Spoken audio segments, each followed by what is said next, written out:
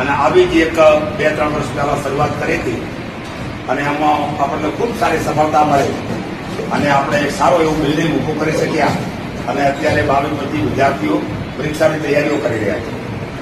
એટલે સમાજને ખૂબ ખૂબ અભિનંદન આપું છું, કારણ કે સમાજના સહયોગ વગર આ કામ શક્ય નહોતું. શિક્ષણ વો શેરને કા દૂધ હે, વો પીતા હે વહી દહાડતા હે.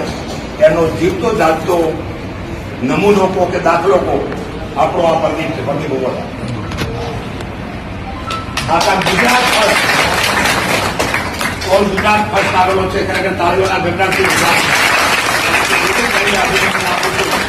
અને શાળાના ટીચર સાહેબોને અભિનંદન આપું છું કે તમે ખૂબ સારું શિક્ષણ આપ્યું, ખૂબ સારું ધ્યાન રાખ્યું અને સારી રીતે ભણાવી અને ગુજરાતમાં નારી સમાજનું ગૌરવ વધાર્યું. એ બદલ આપનો પણ ખૂબ ખૂબ આભાર. આ તબક્કે આપણે પ્રદીપભાઈનું સન્માન કરવાનું છે. આપણા શાળાના સાહેબો આવ્યા છે, લાયન્સ સિટી લાખણીના, એમનું સન્માન કરવાનું છે અને આ તબક્કે એક નવો વિચાર રજૂ કરવાનો છે.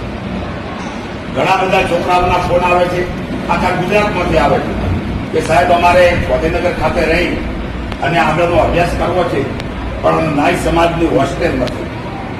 બધી સમાજની હોસ્ટેલો છે. અત્યારે ચૌધરી સમાજ હોય, રાજપૂત સમાજ હોય, રબારી સમાજ હોય, ભરવાડ સમાજ હોય, નાના મોટા બધા સમાજ હોય, દરેકની ગાંધીનગર મુકામે હોસ્ટેલો આવેલી છે અને ત્યાં રહીને છોકરાઓ તૈયારીઓ કરે છે અને ઘણા બધા છોકરાઓ નોકરીઓમાં પણ લાગ્યા છે. રાજપૂત સમાજના તો લગભગ 1000થી પણ વધારે છોકરાઓ અત્યારે તૈયારી કરી રહ્યા છે અને એમાંથી ઘણા બધા છોકરાઓ 200-300 તો નોકરીમાં પણ લાગ્યા છે. એટલે શિક્ષણ લેવું ખૂબ જરૂરી છે. અત્યારે ફાલતુના ખર્ચા થોડા ઓછા કરી નાખીએ, આપણે સમાજના કુરિવાજો ઓછા કરીએ, વ્યસનો ઓછા કરીએ અને આ બધા પૈસા શિક્ષણ પાછળ લગાડે અને આપણે ભણતરને પૂરેપૂરું આગળ ધપાવવું પડશે. ભણતરની તાકાત છે. આ અમારે દિનેશભાઈ બેઠા છે સામે, પોતાનો પગાર 70,000 રૂપિયા છે.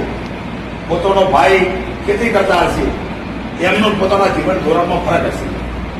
કારણ કે પૈસો છે એ તો મોટી વસ્તુ છે, એની રહેણી કહેણી અલગ હશે, એના આચાર વિચાર અલગ હશે, એમના વિચારો અલગ હશે.